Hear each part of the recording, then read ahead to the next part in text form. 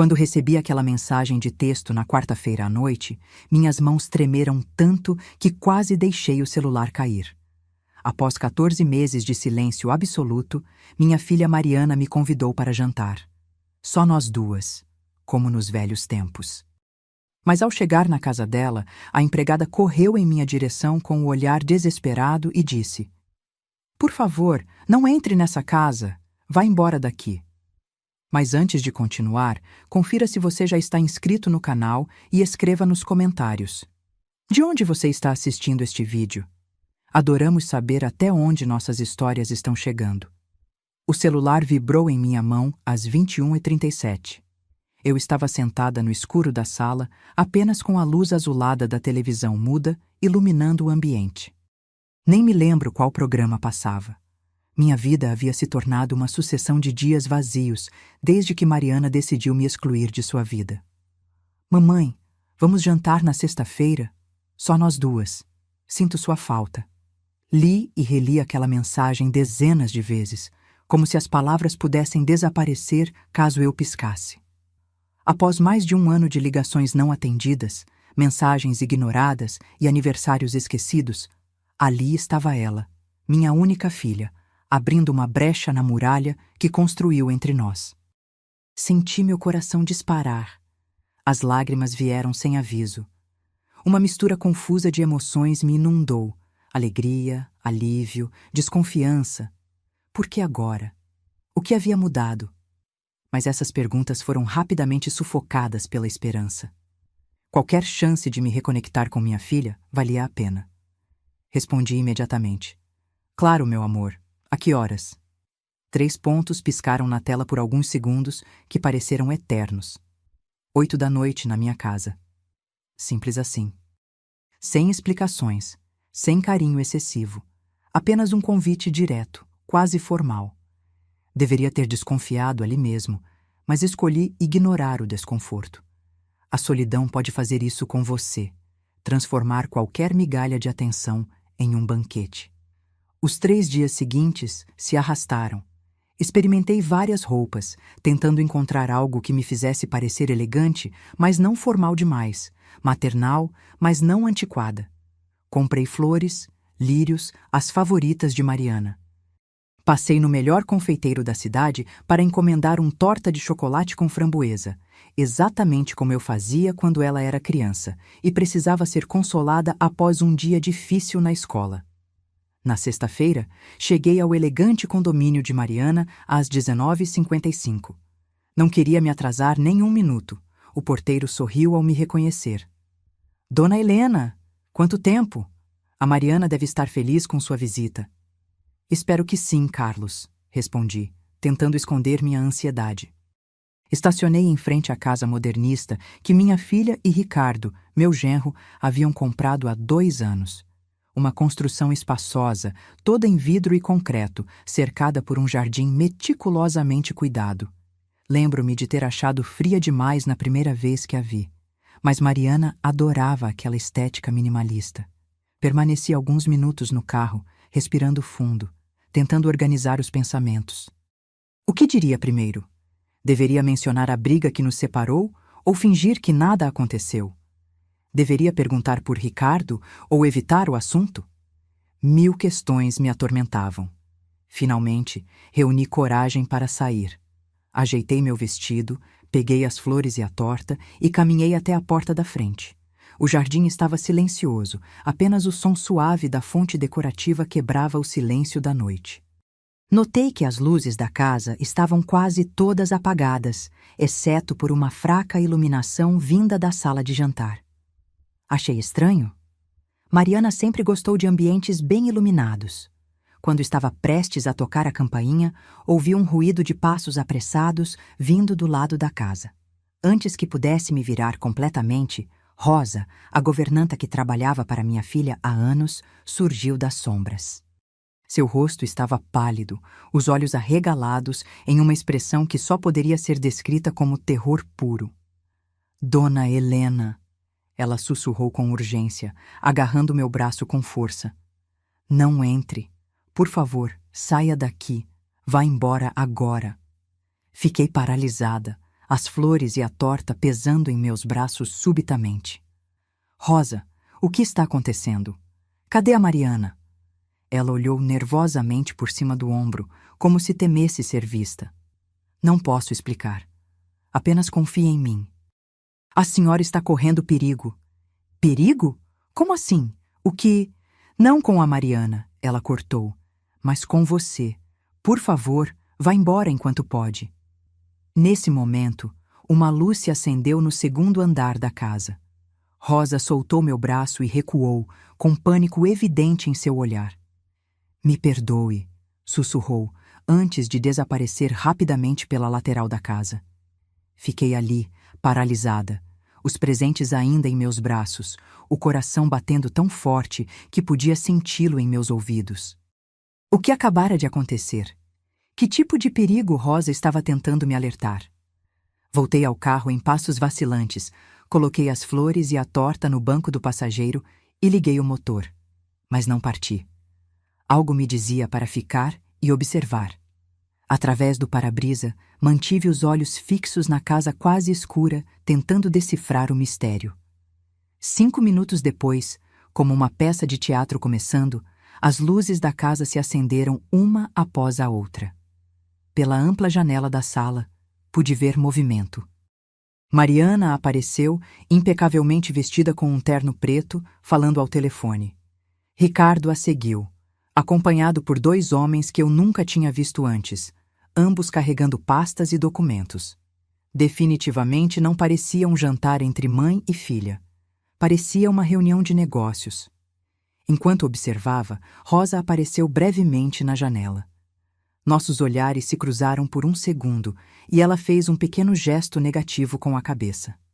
Aquilo confirmou minhas suspeitas. Algo muito errado estava acontecendo. 20 minutos depois, vi Ricardo abrir uma pasta sobre a mesa de jantar. Mariana se aproximou, examinou um documento, trocou algumas palavras com os outros homens e, com um sorriso que me era completamente estranho, assinou o papel. Foi então que entendi. Não era um jantar para reconciliação. Era uma armadilha. A pergunta que me atormentaria nas semanas seguintes começou a se formar. O que minha própria filha poderia ganhar me atraindo para sua casa sob falsos pretextos? O vidro do carro embaçou com minha respiração acelerada. Limpei-o com a manga do casaco e continuei observando. Um dos homens desconhecidos entregou um envelope a Mariana, que o guardou em sua bolsa. Em seguida, algo inusitado aconteceu. Todos olharam diretamente para a rua, na direção onde eu estava estacionada. Instintivamente, me abaixei no banco, o coração disparado. Contei até 10, e quando voltei a olhar, a cortina havia sido fechada. O interior da casa estava novamente na penumbra. Liguei o motor e saí dali o mais rápido que pude. Dirigindo sem rumo pelas ruas da cidade, tentei processar o que acabara de testemunhar. Por que Mariana me convidaria para um jantar e depois se reuniria com estranhos exatamente no mesmo horário? Por que Rosa estava tão assustada? E que documentos eram aqueles? As perguntas se acumulavam, mas uma certeza crescia dentro de mim. Aquela mensagem de texto não era um convite para a reconciliação. Era o primeiro movimento de um jogo perigoso do qual eu sequer conhecia as regras. Quando cheguei em casa, horas depois, não consegui dormir. Fiquei acordada repassando mentalmente os eventos dos últimos meses, buscando pistas que tivesse ignorado. A briga que nos separou começou por algo aparentemente trivial: a venda da casa de campo da família. Após a morte de meu marido, Carlos, 3 anos atrás, fiquei sozinha naquela casa enorme repleta de lembranças. Mariana insistia para que eu a vendesse, alegando que seria melhor para mim morar mais perto dela, em um apartamento menor e mais seguro. Eu me recusava. Cada canto daquela casa guardava memórias de Carlos, de nossa vida juntos, da infância de Mariana. Mãe, não faz sentido você se agarrar a uma casa vazia, argumentou Mariana naquele dia fatídico. Não está vazia, respondi. Seu pai está aqui. Ricardo, sempre prático e frio, interveio. Dona Helena, não é saudável viver no passado. Se vendermos a propriedade, podemos investir o dinheiro e garantir seu futuro. Podemos? Questionei, encarando-o. Ou vocês querem decidir o que fazer com o que é meu? Mariana bateu na mesa furiosa. Chega, mãe. Se prefere viver entre fantasmas, viva, mas não espere que eu fique assistindo você se destruir.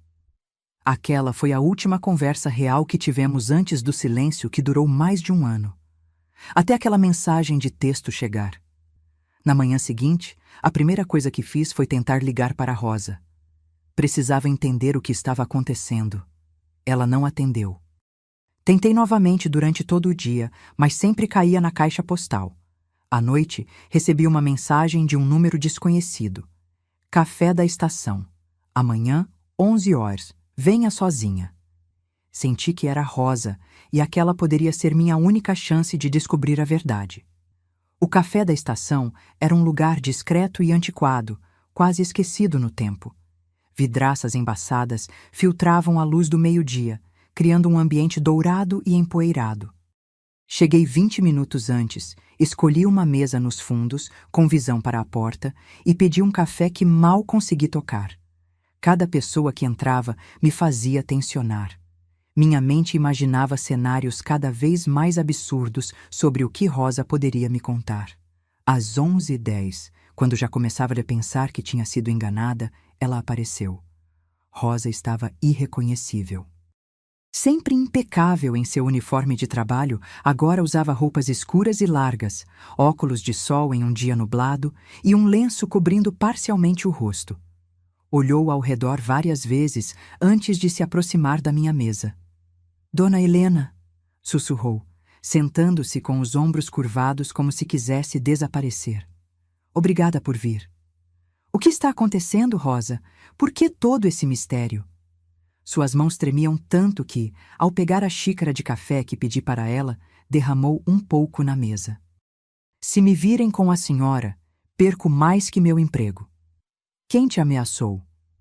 Ela olhou ao redor novamente, paranoica, antes de responder. Todos eles.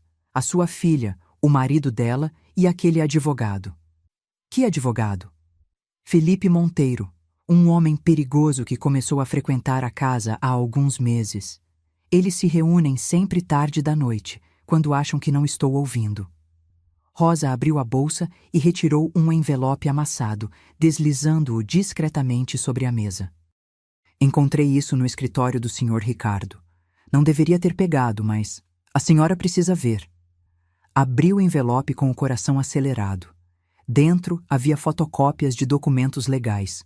O título do primeiro me fez gelar: Transferência de propriedade e bens. À medida que lia, meu mundo desabava. O documento preparado pelo tal advogado Felipe Monteiro transferia todos os meus bens, a casa de campo, investimentos, até mesmo as joias que herdei de minha mãe, para uma empresa chamada Horizonte Limitada. No final da página, em letras pequenas, estava o nome dos sócios, Mariana e Ricardo. E o mais chocante, havia minha assinatura no rodapé. Uma assinatura que eu nunca fiz. Isso é falsificado, murmurei, incrédula. Rosa assentiu, nervosa. Eles têm tudo planejado. O senhor... Ricardo mantém um arquivo com suas assinaturas, de cheques, documentos antigos, cartões. Ele passou meses praticando até conseguir copiar perfeitamente. Mas por que isso agora? Por que me chamar para jantar? Ela baixou ainda mais a voz. Precisavam de você lá para completar o plano. Ouvi eles falando. Planejaram algo que iria parecer um acidente. O sangue gelou em minhas veias. Estão tentando me matar? Sim, ela sussurrou, os olhos marejados. O seguro de vida que seu marido deixou? Eles descobriram que vale milhões, mas tem uma cláusula que só permite o recebimento após 5 anos da morte dele. Ou caso eu morra, completei, sentindo o mundo girar ao meu redor. Rosa pegou minhas mãos. Dona Helena, a senhora precisa desaparecer. Agora. Antes que eles descubram que sei da verdade. Mas para onde eu vou? Como provar isso? Tenho uma prima que mora no interior, a 5 horas daqui. Ninguém conhece ela. A senhora pode ficar lá por um tempo, até decidirmos o que fazer. Olhei mais uma vez para os documentos, para minha assinatura falsificada, e senti uma mistura de horror e indignação crescendo dentro de mim. Minha própria filha, meu sangue, planejando minha morte. Preciso de provas mais concretas, disse finalmente. Algo que não possa ser questionado. Rosa hesitou. Eu posso ajudar, mas é perigoso. Estou disposta a correr o risco. Naquele momento, tomei uma decisão que mudaria tudo. Eu não seria apenas uma vítima passiva.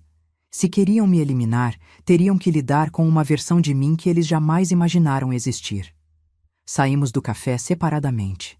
Rosa me deu instruções precisas sobre como chegar à casa de sua prima, Dona Cida, no pequeno município de Serra Alta. Combinamos que ela continuaria trabalhando normalmente para não levantar suspeitas, coletando mais informações e provas. Durante a longa viagem até Serra Alta, minha mente fervilhava. Lembranças de Mariana criança se misturavam com a imagem da mulher fria que via através da janela, assinando papéis com estranhos na noite em que deveria estar jantando comigo. O que aconteceu com minha doce menina? Em que momento o amor se transformou em ganância? Dona Cida me recebeu com a hospitalidade característica do interior, sem fazer muitas perguntas. Era uma senhora simples que vivia sozinha em uma casa modesta nos arredores da cidade. Rosa havia ligado para ela, contando apenas que eu precisava de um lugar para ficar e que era uma emergência. Fique o tempo que precisar, dona, disse ela, mostrando-me o quarto de hóspedes. Aqui ninguém vai lhe encontrar. Passei os primeiros dias em estado de choque, alternando entre crises de choro e momentos de raiva cega. À noite, pesadelos me acordavam. Sonhava com Mariana criança, chamando por mim, e então seu rosto se transformava em algo sinistro e ameaçador. No quarto dia, Rosa ligou. Eles estão procurando a senhora, disse em voz baixa. Ligaram para a polícia dizendo que estão preocupados porque a senhora desapareceu depois de marcar um jantar. Estão fingindo preocupação. O que mais? O advogado vem aqui quase toda noite agora. Estão impacientes.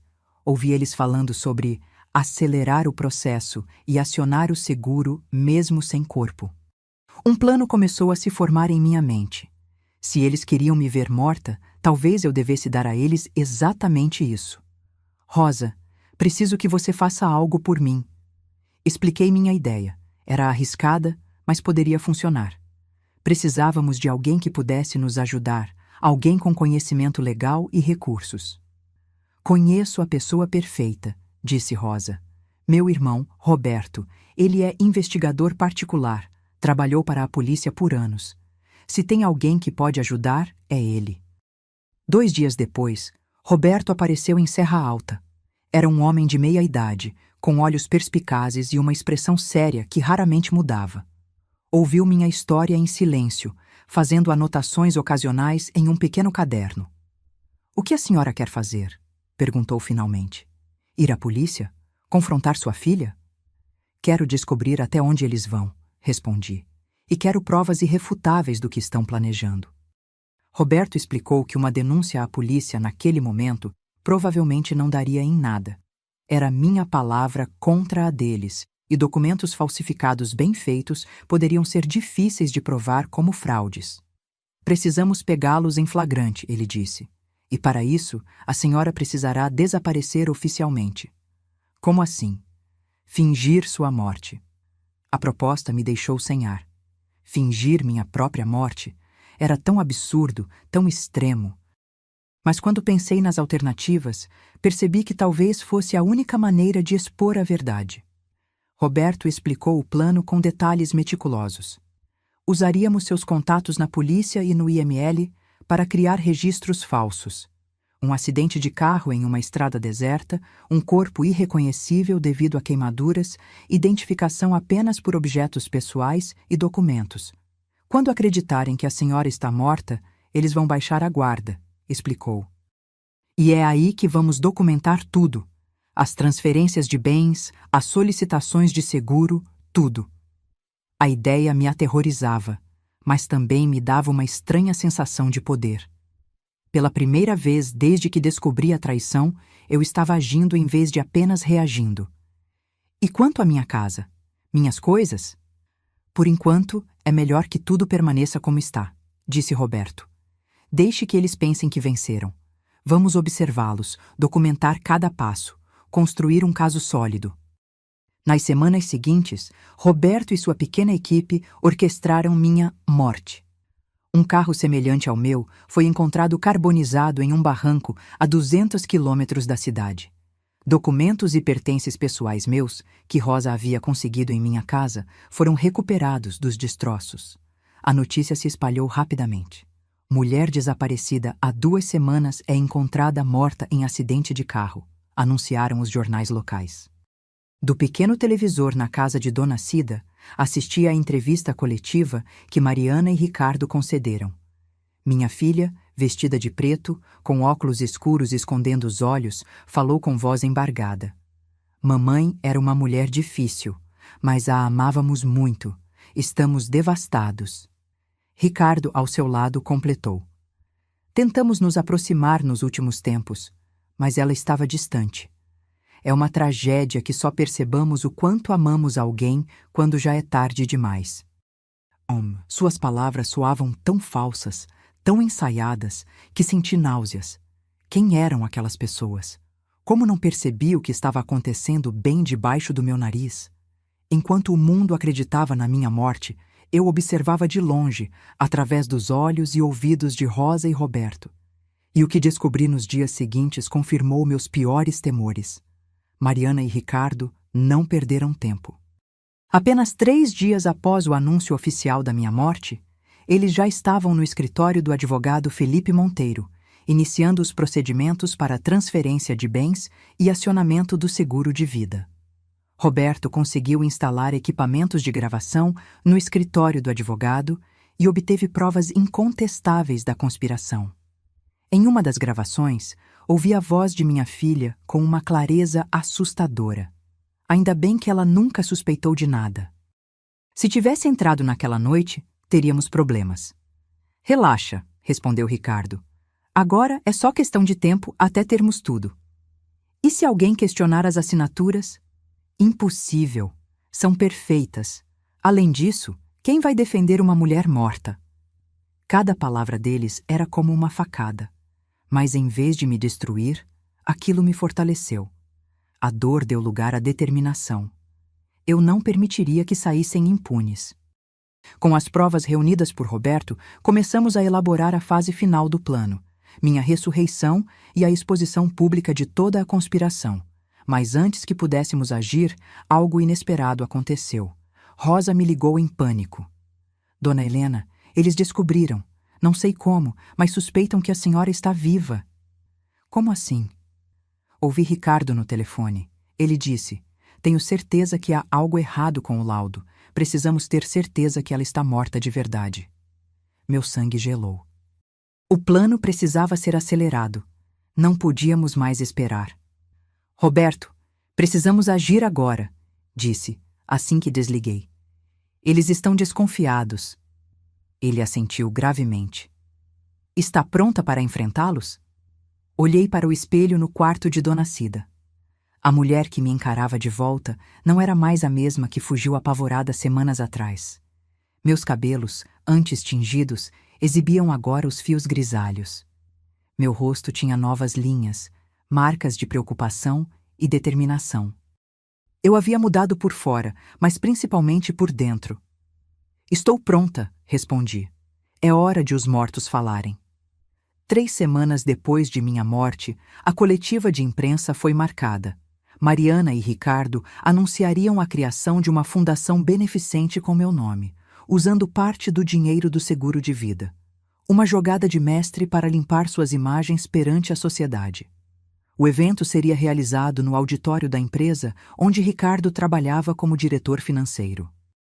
A imprensa local foi convidada, assim como amigos próximos e alguns parceiros de negócios. Uma ocasião perfeita para a grande revelação.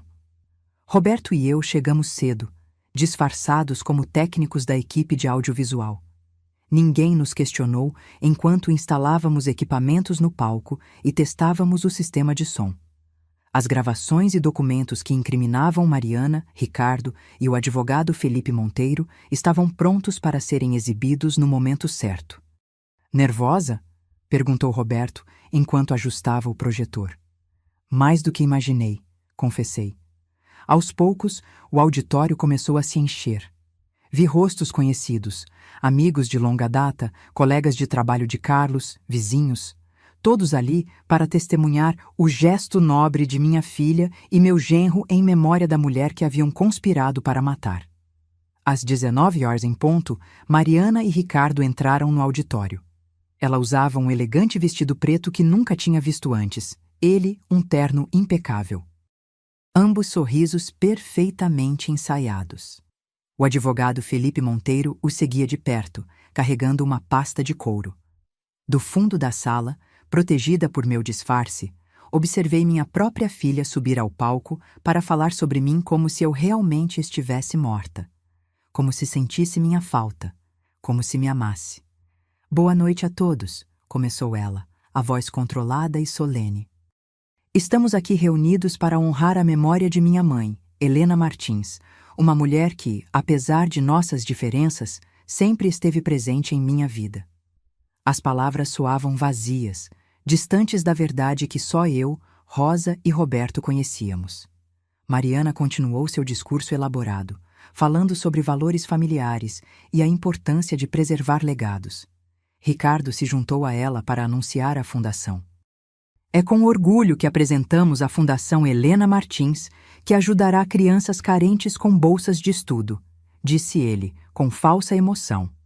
Minha sogra sempre se importou com educação, e esta é nossa forma de manter seu espírito vivo. Enquanto eles falavam, Roberto e eu nos posicionamos discretamente. O momento estava chegando. Gostaríamos de apresentar um breve vídeo institucional sobre a Fundação, anunciou Ricardo, dando o sinal para iniciar a projeção. Foi então que fizemos nossa jogada. Em vez do vídeo que eles esperavam, o que apareceu na tela foi uma gravação de Mariana e Ricardo no escritório de Felipe Monteiro, discutindo abertamente sobre a falsificação de minha assinatura e os planos para o dinheiro do seguro. Com a velha fora do caminho, teremos acesso a tudo, dizia a voz de Ricardo, alta e clara no sistema de som. A casa, os investimentos, o seguro, vale milhões. O auditório mergulhou em um silêncio atordoado. Mariana congelou no palco, o rosto pálido. Ricardo tentou desesperadamente interromper a projeção, mas Roberto havia bloqueado os controles. "O que é isso?" gritou Felipe, avançando em direção à cabine de som. "Desliguem isso agora!" Mas era tarde demais. As evidências continuavam a se desenrolar na tela. Documentos falsificados, conversas gravadas, o plano meticuloso para simular um acidente na noite do jantar. Foi quando me levantei e caminhei lentamente pelo corredor central em direção ao palco. Tirei o boné e os óculos que faziam parte do meu disfarce. O choque foi imediato. Pessoas ofegaram, algumas gritaram. Mariana, que estava tentando arrancar o cabo do projetor, virou-se e me viu. O sangue fugiu de seu rosto. Ela cambaleou para trás como se tivesse visto um fantasma, o que, de certa forma, havia. "Olá, filha", disse, minha voz amplificada pelo microfone que Roberto havia me passado. "Surpresa em me ver?" Ricardo parecia prestes a desmaiar. Felipe Monteiro já procurava desesperadamente a saída mais próxima. Isso não é possível", balbuciou Mariana. "Tão impossível quanto uma filha planejar a morte da própria mãe?" respondi, subindo os degraus até o palco. Os flashes das câmeras explodiam ao meu redor. Jornalistas já estavam ao telefone, reportando o acontecimento extraordinário. Helena Martins, dada como morta há 3 semanas, aparece viva em evento beneficente organizado pela própria filha. "Senhoras e senhores", continuei, encarando a plateia atônita. "Vocês acabaram de testemunhar apenas um fragmento da conspiração orquestrada por minha filha, meu genro e seu advogado, para se apropriar de meus bens e coletar um seguro de vida milionário. Roberto se aproximou, carregando uma pasta. Temos aqui, ele anunciou, evidências suficientes para uma investigação criminal. Falsificação de documentos, fraude, conspiração para homicídio. Mariana finalmente encontrou sua voz. Mãe, isso é um absurdo. Nós te amamos, estávamos devastados com sua morte. Tão devastados que 3 dias depois já estavam acionando meu seguro de vida? Perguntei, enquanto na tela atrás de nós apareciam imagens deles no banco, preenchendo formulários. Ricardo tentou uma abordagem diferente. Dona Helena, houve um terrível mal-entendido. Podemos explicar tudo. Explique então por que falsificou minha assinatura em dezenas de documentos, interrompi, enquanto as evidências apareciam na tela. Explique por que contratou um homem para me seguir. Explique por que Rosa ouviu vocês planejando um acidente na noite em que fui convidada para jantar. O caos tomou conta do auditório. Jornalistas avançavam para o palco, disparando perguntas. Amigos e conhecidos observavam horrorizados. Felipe Monteiro tentou escapar, mas 2 policiais que Roberto havia posicionado estrategicamente o interceptaram na saída. Senhores, anunciou um dos policiais, por favor, permaneçam no local. Temos mandados de busca e apreensão para a residência dos senhores Mariana e Ricardo Peixoto, bem como para o escritório do Dr. Felipe Monteiro. Mariana desabou em uma cadeira, o rosto nas mãos. Ricardo, tentando manter alguma compostura, aproximou-se de mim. Helena, podemos conversar em particular? Isso é um escândalo desnecessário. Somos família. Família? Repeti, sentindo uma mistura de dor e indignação. Você chama de família pessoas que falsificam assinaturas, que planejam acidentes fatais, que se reúnem para comemorar a morte de uma mãe? Nesse momento, Rosa surgiu no fundo do auditório. Ela havia combinado de chegar mais tarde, trazendo consigo a última peça do quebra-cabeça. O caderno onde Ricardo praticava minha assinatura, que ela havia encontrado escondido no forro de uma gaveta. Dona Helena, ela chamou, atravessando a multidão agitada. Todos se voltaram para ela. Ricardo empalideceu ao reconhecê-la e ver o que ela carregava. Você, ele sibilou. Sua traidora. A única traição aqui, respondeu Rosa com uma dignidade que nunca tinha visto nela antes. Foi a de vocês contra uma mulher que não merecia isso. Ela entregou o caderno a Roberto, que o folheou rapidamente antes de passá-lo aos policiais. Eram páginas e mais páginas de tentativas de copiar minha assinatura, cada vez mais perfeitas, até chegarem a uma reprodução quase idêntica. A evidência final, incontestável. Mariana Peixoto, Ricardo Peixoto e Felipe Monteiro, anunciou formalmente um dos policiais.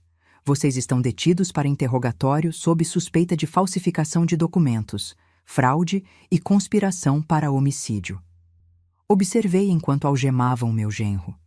Felipe já estava sendo escoltado para fora. Mas quando o policial se aproximou de Mariana, algo dentro de mim se contraiu. Apesar de tudo, aquela ainda era minha filha. A menina que embalei em meus braços, que ensinei a andar, a quem sequei lágrimas após decepções e com quem compartilhei alegrias. Um momento, pedi ao policial. Aproximei-me de Mariana, que permanecia sentada, a cabeça baixa, evitando meu olhar. Por quê? Perguntei simplesmente. O que eu fiz para merecer isso? Ela finalmente ergueu os olhos para mim. Não havia arrependimento neles, apenas raiva e uma frieza que me fez estremecer. Você sempre escolheu papai, disse ela, a voz baixa mas cortante. Mesmo depois que ele morreu, a casa dele, as memórias dele, nunca houve espaço para mim. E quando finalmente poderíamos ter algo nosso, você se recusou a vender aquela maldita propriedade. Então isso foi vingança? Perguntei incrédula. Foi negócios, ela respondeu friamente. Papai sempre disse que sentimentos não têm lugar nas decisões financeiras. Estávamos endividados. A empresa de Ricardo estava falindo. Precisávamos do dinheiro, e você se recusou a ajudar. Recuei um passo, sentindo como se tivesse levado um tapa. Eu teria dado tudo a você se tivesse pedido, disse a voz trêmula. Não precisava me matar para isso. Uma sombra de algo. Culpa? Remorso? Passou rapidamente pelo rosto dela, logo substituída pela máscara fria novamente. Agora nunca saberemos, não é mesmo? O policial a conduziu para fora. Os jornalistas continuavam disparando perguntas, os flashes das câmeras capturando cada momento daquele drama familiar exposto ao mundo. Roberto se aproximou de mim. A senhora está bem? Perguntou preocupado. Eu não estava. Como poderia estar? Mas assenti mesmo assim. O que acontece agora? Agora? Ele suspirou. Muito trabalho. Depoimentos, processos, recuperação de documentos. Vai ser longo, mas tenho certeza que a justiça será feita. Enquanto o auditório lentamente se esvaziava, fiquei no palco, sozinha, observando o caos que se dispersava. A fundação que levaria meu nome, ironicamente, nunca existiria. O dinheiro que minha filha planejava usar, meu dinheiro, permaneceria onde sempre esteve. Mas o custo daquela vitória era incalculável. Saí do prédio pela porta dos fundos para evitar a imprensa. No estacionamento vazio, olhei para o céu estrelado e me perguntei em que momento perdi minha filha sem perceber. Será que foi quando Carlos morreu? Antes disso? Ou será que eu nunca realmente a conheci? Lágrimas quentes correram pelo meu rosto enquanto entrava no carro de Roberto. Eu tinha vencido, exposto a verdade, impedido o crime. Mas me sentia completamente derrotada. Os meses seguintes foram um turbilhão de declarações oficiais, audiências judiciais e manchetes sensacionalistas. Minha ressurreição causou fascínio nacional. A imprensa me apelidou de a morta que voltou para se vingar. Os detalhes sórdidos da conspiração familiar viraram tema de programas de televisão e debates nas redes sociais. Tentei me manter afastada dos holofotes, mas era impossível. Minha história havia capturado a imaginação pública de uma maneira que eu jamais poderia prever. Recebi propostas para livros, filmes, entrevistas exclusivas, todas recusadas. Ricardo foi o primeiro a desmoronar. Em troca de redução de pena, confessou tudo e implicou Felipe Monteiro como o mentor intelectual do esquema. O advogado, por sua vez, tentou jogar toda a culpa no casal, alegando que apenas prestou serviços legais sem conhecimento das intenções criminosas. E Mariana? Minha filha manteve-se em silêncio obstinado. Nem admitiu culpa, nem tentou se defender. Durante as audiências, sentava-se impassível, como se estivesse apenas observando um filme sobre a vida de outra pessoa. Eu comparecia a cada sessão, sentada no fundo do tribunal, tentando encontrar no rosto dela algum traço da menina que criei. Algo que me dissesse que aquilo tudo havia sido um terrível erro, uma possessão temporária por uma pessoa que ela não era. Numa tarde particularmente difícil, após um depoimento brutal de Rosa, detalhando conversas que ouvira sobre os planos para meu acidente, não aguentei mais e saí do tribunal antes do final da sessão. Caminhei sem rumo pelas ruas, acabando em um pequeno parque onde Mariana costumava brincar quando criança. Sentei-me em um banco desgastado e deixei as memórias voltarem. Mariana aos 6 anos, com tranças e joelhos ralados, correndo atrás de bolhas de sabão. Mariana adolescente, mostrando orgulhosa o primeiro lugar em um concurso de poesia. Mariana adulta, radiantemente feliz em seu casamento com Ricardo, um homem que Carlos e eu inicialmente admirávamos por sua inteligência e ambição. Onde tudo deu errado. Como não percebi as mudanças sutis, o distanciamento, a frieza crescente? Senhora? Ergui os olhos, sobressaltada. Uma mulher idosa me observava com preocupação. A senhora está bem? Está chorando. Toquei meu rosto, surpresa ao encontrá-lo molhado de lágrimas que nem havia percebido derramar. Estou bem, respondi, forçando um sorriso. Apenas recordando. Ela assentiu com a sabedoria de quem já viveu o suficiente para entender que algumas dores não têm nome. As lembranças são como fantasmas, disse ela, sentando-se ao meu lado sem pedir permissão. Não podem nos tocar fisicamente, mas ainda assim conseguem nos fazer sentir tudo de novo. Algo na simplicidade daquelas palavras me tocou profundamente. Perdi minha filha, confessei, sem explicar as circunstâncias extraordinárias. Não para a morte, mas de uma forma talvez pior. A senhora pegou minha mão entre as suas, enrugadas e marcadas pelo tempo. Nada está realmente perdido enquanto houver vida, disse ela. Minha mãe dizia que as pessoas são como rios, podem mudar de curso, mas a água continua sendo a mesma. Não respondi. Não havia o que responder. Mas suas palavras plantaram uma semente em mim que, sem que eu soubesse naquele momento, um dia floresceria. 3 meses depois do escândalo público, os julgamentos chegaram ao fim. Felipe Monteiro recebeu a sentença mais severa: 12 anos por fraude, falsificação e conspiração para homicídio. Ricardo pegou 8 anos, com possibilidade de liberdade condicional após 5, graças à sua colaboração com a justiça. Mariana foi condenada a 6 anos. A juíza considerou atenuantes o fato de não ter participado diretamente da falsificação dos documentos e os depoimentos de Rosa, confirmando que ela havia demonstrado hesitação nos momentos finais antes do jantar fatídico. Na manhã após a sentença final, recebi uma ligação inesperada. Senhora Helena, aqui é Sandra, assistente social do presídio feminino. Meu coração acelerou imediatamente. Aconteceu algo com Mariana? Não, não. Ela está bem, considerando as circunstâncias. Na verdade, estou ligando porque ela pediu para falar com a senhora. Fiquei em silêncio, surpresa demais para responder imediatamente. Senhora, ainda está na linha? Sim, consegui dizer finalmente. Ela quer me ver? Pediu especificamente. É claro que a senhora não é obrigada a... Irei. Interrompi sem pensar 2 vezes. Quando posso visitá-la? No dia seguinte, às 10 horas da manhã, passei pelos procedimentos de segurança do presídio, meu coração batendo tão forte que achei que os guardas poderiam ouvir. O que Mariana queria? Por que agora, depois de meses de silêncio, ela pedia para me ver? A sala de visitas era um ambiente estéril, com mesas e cadeiras de plástico fixadas ao chão. Outras famílias já estavam ali, conversando em voz baixa, algumas chorando discretamente, outras forçando sorrisos para manter a normalidade em uma situação que nada tinha de normal. Quando a porta lateral se abriu e Mariana entrou, quase não a reconheci. Seus cabelos, antes sempre impecavelmente arrumados, estavam presos em um rabo de cavalo simples. O uniforme cinza do presídio pendia frouxo em seu corpo emagrecido. Mas foram seus olhos que mais me chocaram.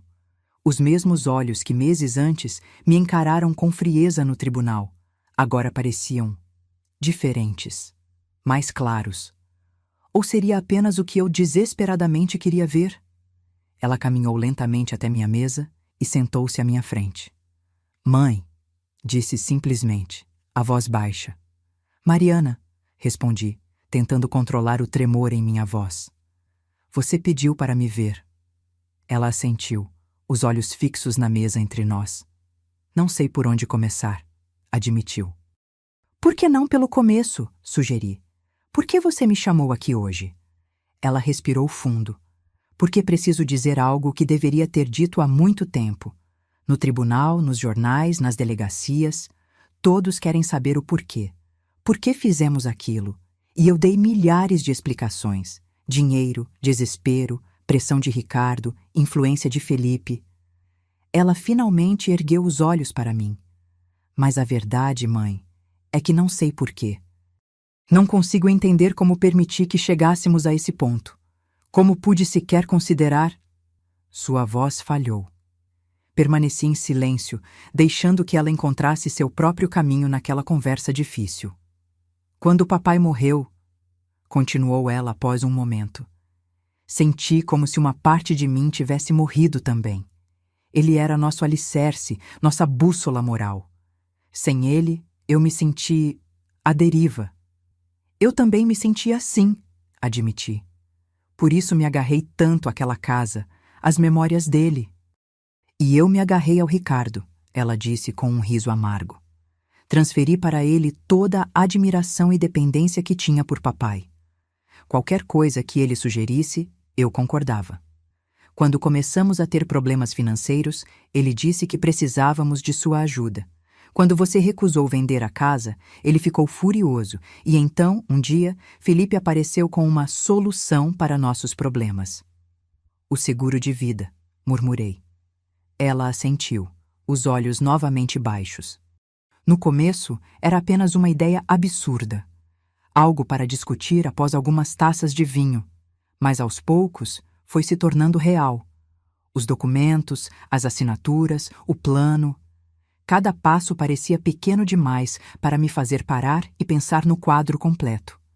Ela cobriu o rosto com as mãos. Quando te convidei para jantar, já não conseguia dormir direito. Tinha pesadelos. Na noite anterior, vomitei de nervoso. Ricardo percebeu minha hesitação e sugeriu cancelar, mas algo em mim precisava ir até o fim. Como se só então eu pudesse realmente entender o que estávamos fazendo. E Rosa percebeu, completei. Sim, ela viu meu estado, me ouviu chorando no banheiro. Acho que foi quando ela decidiu te avisar. Ficamos em silêncio por alguns instantes, o peso daquelas revelações pairando entre nós. Por que está me contando isso agora? Perguntei finalmente. Mariana ergueu os olhos e vi lágrimas escorrendo por seu rosto. Porque passei meses tentando entender por que fiz o que fiz, e só cheguei a uma resposta que faz sentido. Não era eu. Não realmente.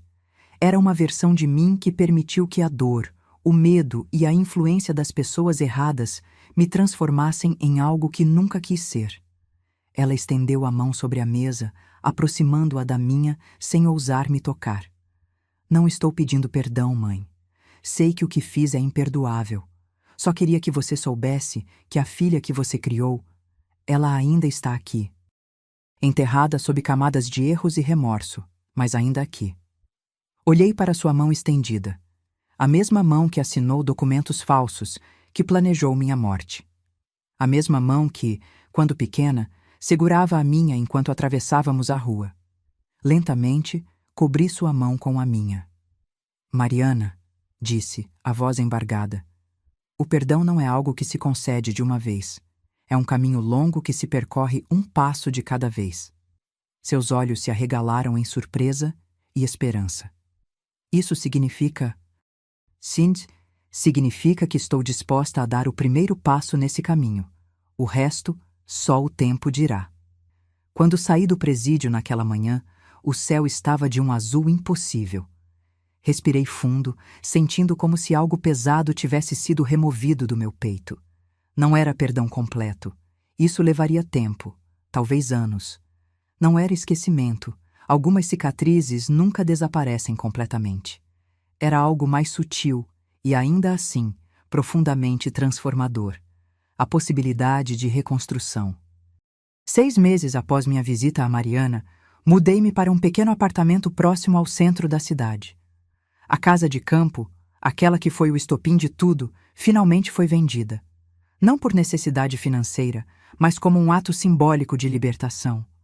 Carlos estaria sempre em meu coração, mas compreendi que não precisava de paredes físicas para preservar sua memória. Ele vivia em minhas lembranças, nas histórias que poderia compartilhar, nos valores que tentei transmitir à nossa filha. Com parte do dinheiro da venda, criei de fato uma fundação, não para limpar minha imagem, como Mariana e Ricardo haviam planejado, mas para ajudar vítimas de fraudes e crimes financeiros. A Fundação Recomeço oferecia assistência jurídica e psicológica para pessoas que, como eu, viram suas vidas devastadas pela ganância daqueles em quem confiavam. Rosa tornou-se minha assistente na fundação. Sua lealdade e coragem haviam literalmente salvado minha vida. E nossa amizade floresceu além das circunstâncias extraordinárias que nos uniram. Roberto também permaneceu próximo, fornecendo consultoria em segurança e investigação para casos que chegavam até nós. E Mariana? Bem, visitá-la tornou-se parte da minha rotina. Uma vez por mês, sentávamos frente a frente naquela sala de visitas impessoal e reconstruíamos lenta e dolorosamente os fragmentos de nossa relação. Nunca era fácil. Havia dias em que o ressentimento voltava com força total, em que eu olhava para ela e só conseguia ver a mulher de terno preto que brindou a minha morte. Outros dias, vislumbrava novamente minha filha sob as camadas de erros e consequências. Em uma dessas visitas, exatamente 1 ano após o escândalo, Mariana me entregou um caderno. "O que é isso?" perguntei, folheando as páginas manuscritas. "Meu diário", ela respondeu. "Comecei a escrever quando cheguei aqui." A terapeuta do presídio sugeriu como forma de organizar meus pensamentos. Olhei para ela, surpresa pela intimidade daquele gesto. "Por que está me dando isso?" "Porque quero que você me conheça de novo", disse ela simplesmente. "A pessoa que sou agora, não a que tentou te machucar. E talvez ao ler, você entenda melhor o que aconteceu comigo, conosco." Levei o caderno para casa, incerta se teria coragem de lê-lo. Durante dias, ele permaneceu na mesa de cabeceira, me encarando silenciosamente até que, numa noite insone, finalmente o abri. A primeira entrada era do dia em que Mariana foi presa. Não sei quem sou mais. A mulher que conheci toda a minha vida, aquela que se olhava no espelho todas as manhãs, que casou de branco, que tinha planos e sonhos, parece uma estranha agora. Como pude me transformar em alguém capaz de planejar a morte da própria mãe? Em que momento o dinheiro, o status e as influências erradas me corromperam tanto? Não há justificativa, não há explicação que faça sentido. Só consigo pensar no olhar dela quando me viu no palco. Um olhar que não era de ódio, como eu esperaria, mas de uma dor tão profunda que me fez perceber, talvez pela primeira vez, a monstruosidade do que fiz. Li o diário inteiro naquela noite, as páginas se tornando cada vez mais úmidas com minhas lágrimas.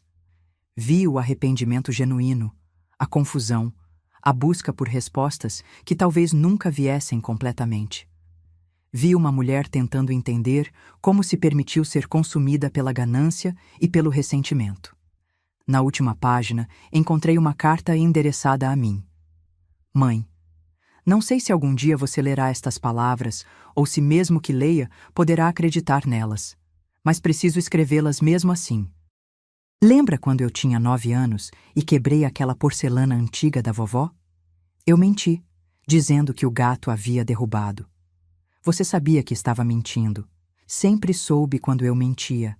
Mas em vez de me forçar a confessar, sentou-se comigo e disse: Mariana, o erro mais grave não é quebrar algo valioso, mas quebrar a confiança de quem te ama." Eu nunca esqueci essas palavras, embora claramente tenha me esquecido de seu significado ao longo dos anos. O que fiz é imperdoável. Quebrei não apenas sua confiança, mas o vínculo sagrado entre mãe e filha. Destruí nossa família. E por quê? Por dinheiro que nunca me traria felicidade, por influência de pessoas que nunca se importaram realmente comigo, por uma visão distorcida do que significa sucesso. Hoje, sentada nesta cela, não tenho nada além de tempo para refletir sobre minhas escolhas. E percebi algo importante. Mesmo nos momentos mais sombrios, quando planejávamos o impensável, havia uma parte de mim gritando para parar. Uma voz abafada pela ambição e pelo medo, mas que nunca se calou completamente. Essa voz, acredito, é a filha que você criou. A menina que sabia a diferença entre certo e errado, que valorizava amor acima de posses, que sentia orgulho de ter pais como você e papai. Estou trabalhando para que essa voz se torne novamente dominante em mim.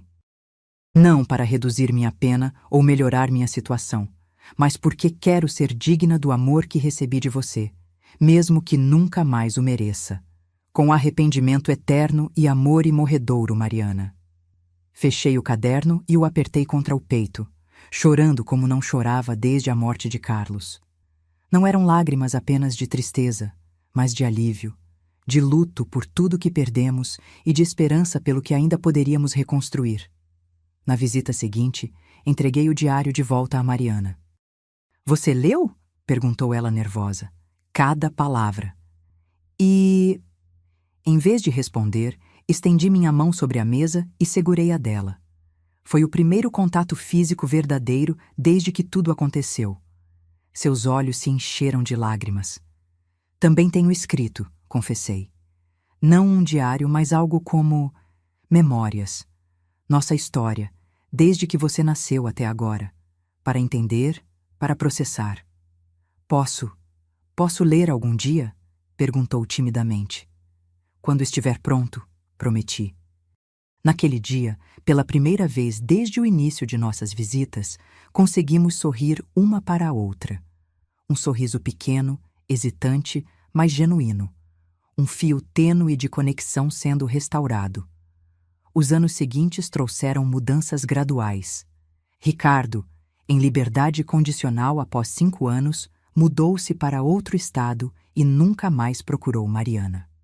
Soube que se casou novamente e trabalha em uma posição modesta em uma empresa de contabilidade, longe do executivo ambicioso que conheci. Felipe Monteiro cumpre sua pena em uma penitenciária de segurança média. Ocasionalmente, vejo seu nome em reportagens sobre esquemas de fraude similares aos que ele orquestrou.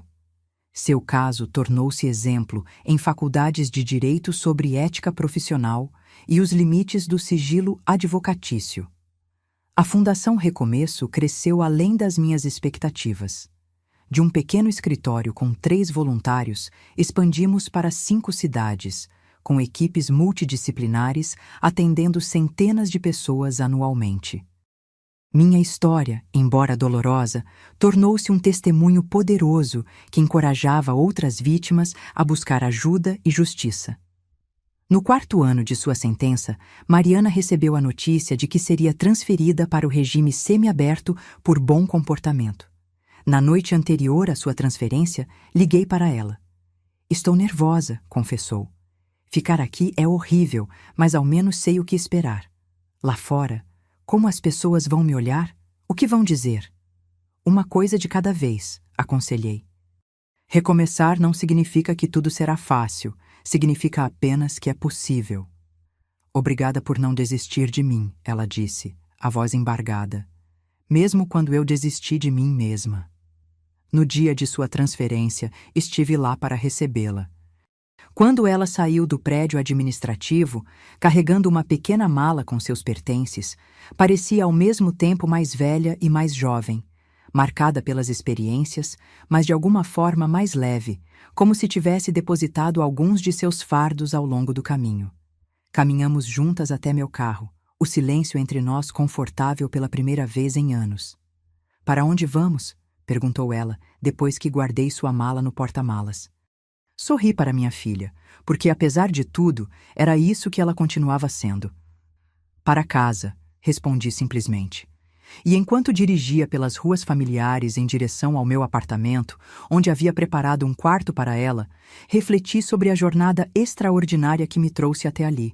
De vítima a sobrevivente, de sobrevivente a defensora, de mãe traída a simplesmente mãe novamente. A estrada à nossa frente ainda seria longa e por vezes difícil.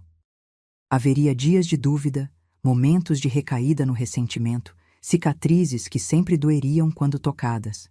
Mas também haveria oportunidades de cura, de compreensão, de renovação.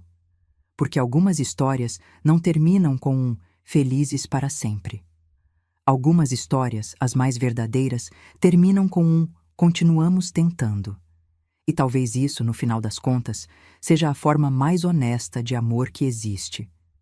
3 anos após a transferência de Mariana para o regime semiaberto, nossa vida encontrou um ritmo que, embora diferente de tudo que já conhecêramos antes, finalmente parecia estável. Ela trabalhava meio período na Fundação Recomeço, onde sua experiência, tanto como antiga perpetradora quanto como alguém em processo de reabilitação, trazia uma perspectiva única para nossos programas. Nas manhãs de domingo, caminhávamos juntas no parque próximo ao meu apartamento, onde ela agora ocupava um pequeno estúdio no mesmo prédio. Essas caminhadas tornaram-se nosso ritual sagrado, um momento para reflexão, para conversas honestas, para reconstruir pontes queimadas pelo passado. Você viu a carta que recebemos ontem? Perguntei durante uma dessas caminhadas, em uma manhã particularmente fria de outono. Da mulher de Minas Gerais? Sim, li antes de sair. A carta em questão era de uma senhora idosa que havia sido vítima de um esquema semelhante ao que quase me vitimou. Seu próprio sobrinho havia falsificado sua assinatura e tentado transferir suas economias para uma conta no exterior. Graças à orientação da nossa fundação, ela conseguiu provar a fraude e recuperar seus bens. Estive pensando, continuei, observando as folhas douradas que caíam ao nosso redor. Talvez devêssemos expandir nossos serviços. Oferecer mediação familiar para casos onde ainda há possibilidade de reconciliação. Mariana parou de caminhar, virando-se para mim com uma expressão surpresa. Reconciliação? Você acha que é possível, depois de algo assim? Entendi imediatamente que não estávamos mais falando apenas da senhora da carta. Acho que depende das pessoas envolvidas, respondi cautelosamente. Do arrependimento genuíno de um lado e da capacidade de perdoar do outro. Ela assentiu, pensativa, e retomamos a caminhada em silêncio por alguns minutos. Às vezes, disse ela finalmente, quando acordo pela manhã, por um momento esqueço de tudo o que aconteceu. É como se ainda fosse aquela época em que éramos apenas uma família normal, com problemas normais. E então você lembra. E então eu lembro, confirmou ela com um suspiro. E a realidade cai como uma tonelada de tijolos. Peguei sua mão, apertando-a gentilmente. Um gesto que havia se tornado mais natural com o tempo, embora ainda carregasse traços de hesitação. Acho que é assim que vai ser sempre, disse eu. Momentos de normalidade interrompidos pela lembrança. Mas talvez, com o passar dos anos, os momentos de normalidade se tornem mais longos e a lembrança menos dolorosa. Você acha que chegará um dia em que poderá olhar para mim e não ver aquela versão de mim? A pergunta pairou entre nós, pesada e sincera. Olhei para minha filha, agora com finos fios grisalhos nas têmporas, linhas de expressão ao redor dos olhos, o olhar mais calmo e contemplativo do que jamais fora. Eu já vejo muito além daquela versão, respondi honestamente.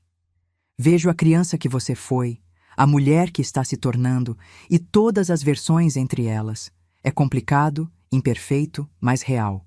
Ela sorriu, um sorriso triste, mas autêntico. Acho que é isso que significa amor, não é? Ver todas as versões de alguém e escolher continuar presente, mesmo sabendo das piores. Não respondi imediatamente. Aquela simples observação carregava uma profundidade que merecia contemplação. Sim, disse finalmente. Acho que é exatamente isso. Continuamos nossa caminhada, observando outras famílias no parque. Avós com netos, pais ensinando crianças a andar de bicicleta, adolescentes andando de skate sob o olhar vigilante de mães preocupadas. Cenas cotidianas de vidas normais que, por um tempo, pareciam completamente fora de nosso alcance. Recebi um e-mail de Ricardo ontem, comentou Mariana, quebrando o silêncio. Senti meu corpo tensionar involuntariamente. O nome de Ricardo raramente era mencionado entre nós. O que ele queria? Perguntei, tentando manter a voz neutra. Dizer que está noivo novamente e pedir perdão. Depois de todos esses anos? Parece que está passando por algum tipo de programa de 12 passos. Disse que precisa fazer as pazes com seu passado para seguir em frente. E como você se sente sobre isso? Mariana ponderou a pergunta por alguns passos antes de responder. Confusa, principalmente. Por anos, transferi para ele a culpa de tudo o que aconteceu. Era mais fácil pensar que fui manipulada, influenciada, pressionada.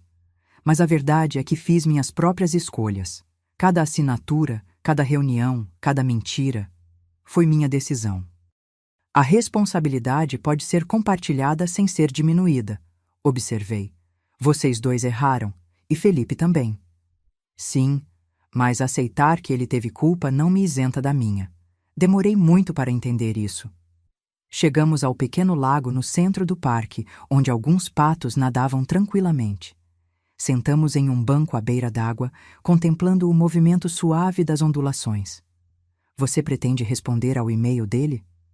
Ainda não sei, ela admitiu. Uma parte de mim quer fechar essa porta definitivamente. Outra parte pensa que, se estou buscando perdão para mim mesma, talvez devesse estar disposta a considerar o arrependimento dos outros. Não existe resposta certa para isso, Mariana. É uma decisão que só você pode tomar. Ela assentiu, jogando um pequeno pedaço de pão para os patos. Como estão as coisas com o abrigo novo? Perguntou, mudando deliberadamente de assunto. A mais recente expansão da Fundação Recomeço incluía um abrigo temporário para pessoas que, após serem vítimas de fraudes, encontravam-se subitamente sem moradia ou recursos básicos. Ainda em reforma, respondi. Mas a previsão é inaugurar em 2 meses. Rosa está organizando um evento de arrecadação de fundos para a próxima semana. Posso ajudar com isso? A pergunta era simples, mas o desejo por trás dela era evidente. Mariana queria ser útil, contribuir positivamente, compensar de alguma forma o mal que havia causado. Claro, Rosa vai adorar ter sua ajuda com os preparativos. Quando voltamos ao apartamento, encontramos Rosa esperando na portaria, um envelope grande nas mãos. Desculpe aparecer sem avisar, disse ela, mas chegou isso hoje cedo na fundação e achei que a senhora gostaria de ver imediatamente. O envelope continha documentos oficiais do tribunal. A sentença final do processo contra Felipe Monteiro havia saído. Além dos crimes pelos quais já havia sido condenado, novas evidências surgiram mostrando um padrão de comportamento semelhante com outras famílias. Sua pena havia sido estendida significativamente. Justiça finalmente, comentou Rosa, enquanto líamos os documentos na mesa da cozinha. Mariana permaneceu em silêncio, olhando pela janela com expressão distante. Depois que Rosa saiu, ela finalmente se manifestou.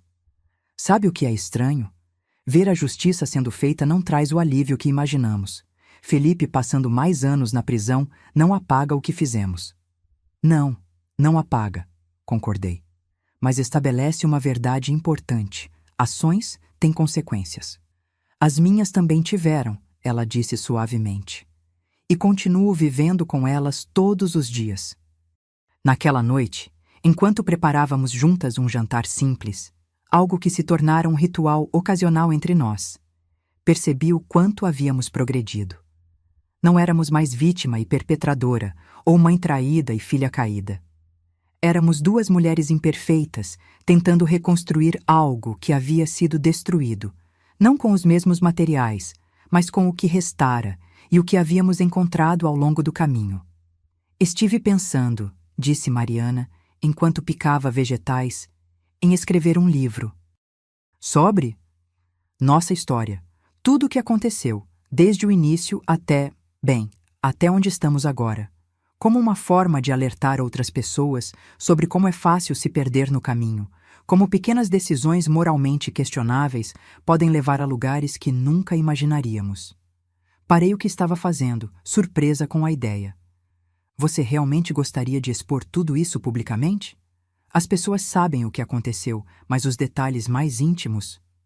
É justamente por isso, explicou ela. As manchetes mostraram o crime, o escândalo, a sentença.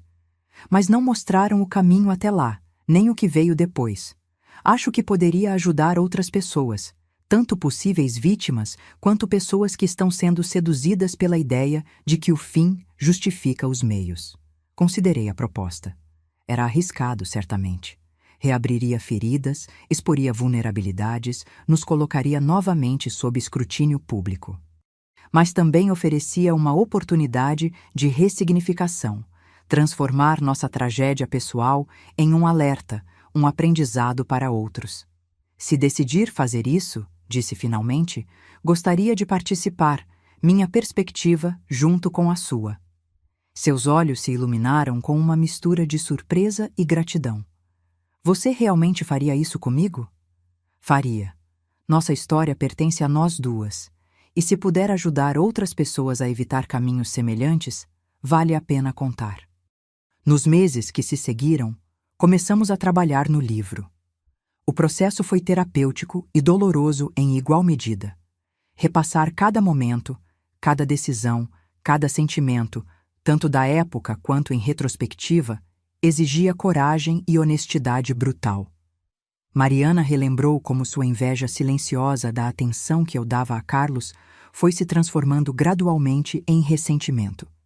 Como Ricardo percebeu essa vulnerabilidade e a explorou sutilmente, inicialmente apenas sugerindo que minha recusa em vender a propriedade era egoísmo senil. Como as dificuldades financeiras reais se tornaram justificativa para ações cada vez mais extremas. Eu, por minha vez, confessei minha cegueira voluntária para as mudanças em minha filha. Como ignorei sinais de seu crescente materialismo e distanciamento emocional.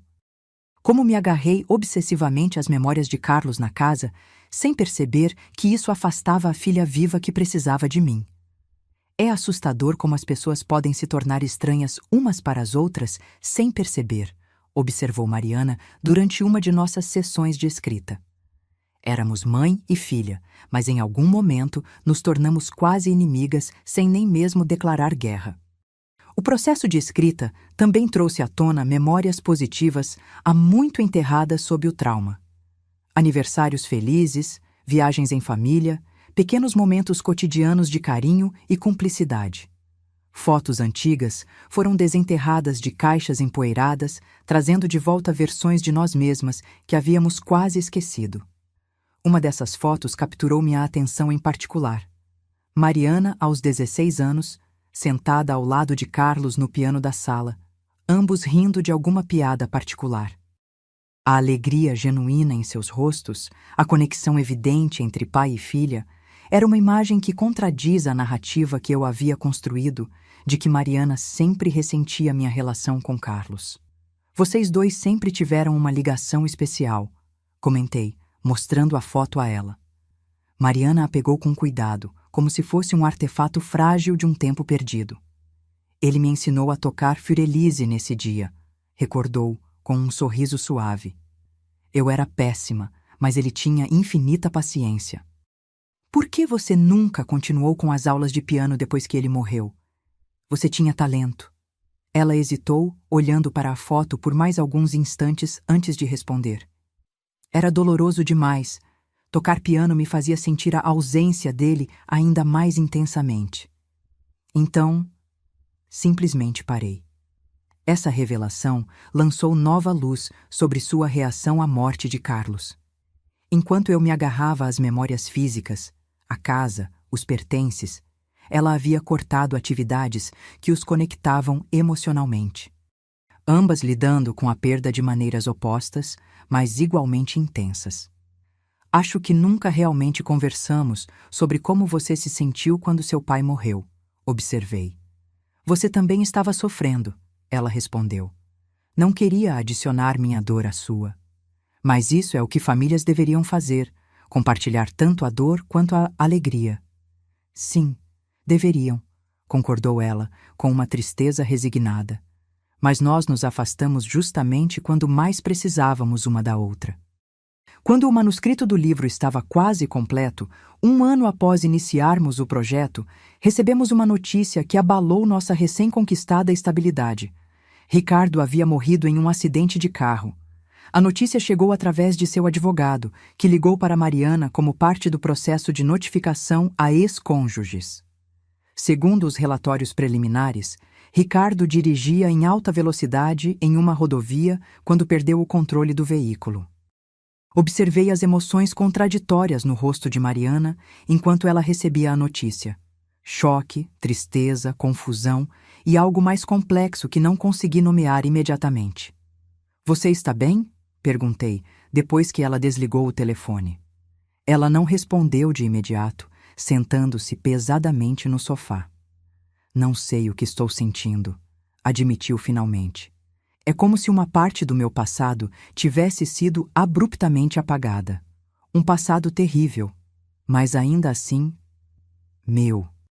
Sentei-me ao seu lado, respeitando seu espaço, mas oferecendo presença. Ricardo foi meu marido por 7 anos, continuou ela, sua voz quase um sussurro.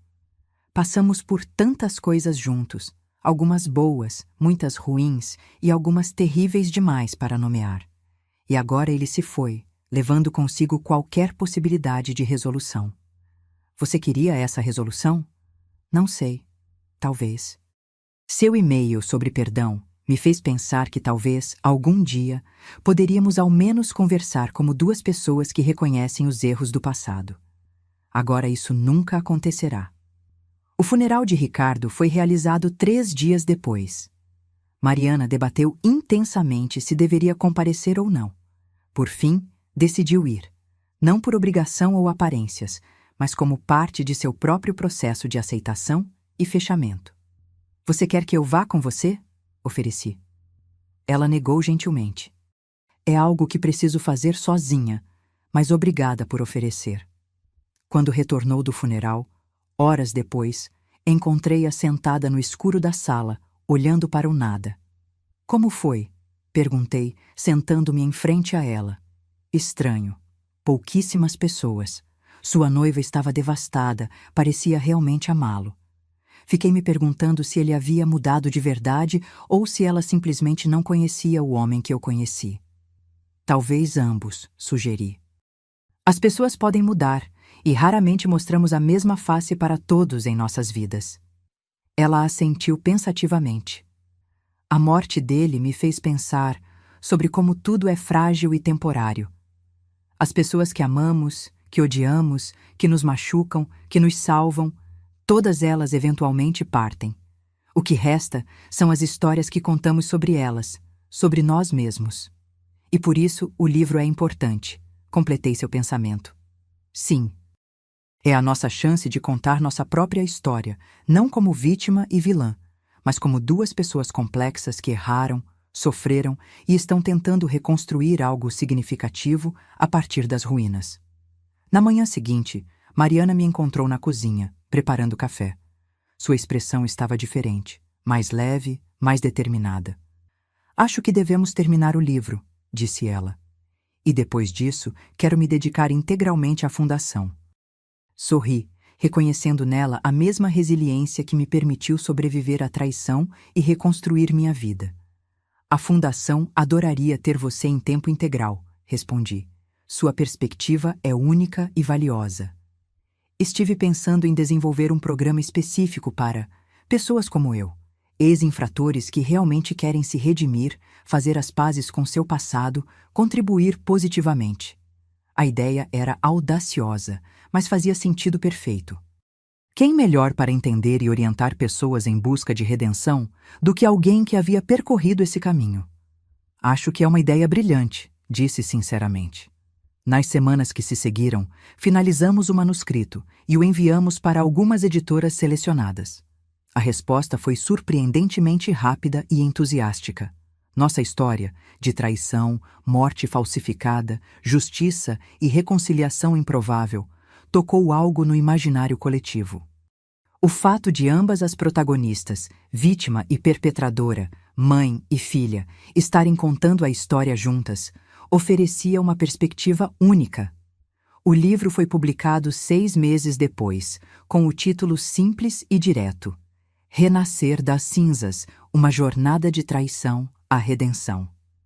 Na noite de lançamento, enquanto nos preparávamos para a sessão de autógrafos, Mariana segurou minhas mãos e olhou diretamente em meus olhos. Obrigada, disse ela, a voz embargada, por estar aqui, por me dar outra chance, por acreditar que ainda havia algo em mim digno de ser salvo. Sempre houve, respondi, sentindo lágrimas se formarem em meus próprios olhos. Mesmo nos momentos mais escuros, nunca deixei de acreditar que minha filha ainda existia sob todas aquelas camadas de erro e dor. Ela me abraçou então. Um abraço completo, sem reservas, sem o fantasma da culpa e do ressentimento se interpondo entre nós. Não era um abraço que apagava o passado, mas que o aceitava como parte do tecido complexo de nossa história compartilhada. Enquanto caminhávamos juntas para o palco, onde uma plateia nos aguardava para ouvir nossa história, refleti sobre a extraordinária jornada que nos trouxe até ali. Uma jornada que começou com uma simples mensagem de texto. Mamãe, Vamos jantar na sexta-feira? Só nós duas, sinto sua falta. E que quase terminou em tragédia. Mas a vida, como descobrimos, raramente segue os roteiros que imaginamos. Às vezes, é nas maiores quedas que encontramos nossas maiores oportunidades de crescimento. Às vezes, é preciso morrer metaforicamente, ou quase literalmente no meu caso, para renascer em uma versão mais sábia, mais compassiva, mais autêntica de si mesmo. Quando subimos ao palco, sob luzes brilhantes e aplausos calorosos, não éramos mais apenas sobreviventes de nossa própria história. Éramos suas narradoras, suas intérpretes e, finalmente, suas autoras, escrevendo um novo capítulo, uma página de cada vez. Agora, se você gostou dessa história, clica em se inscrever e me diz nos comentários qual parte te deixou de queixo caído. E não esqueça de se tornar membro para ter acesso a vídeos exclusivos que não posto aqui. Te espero lá.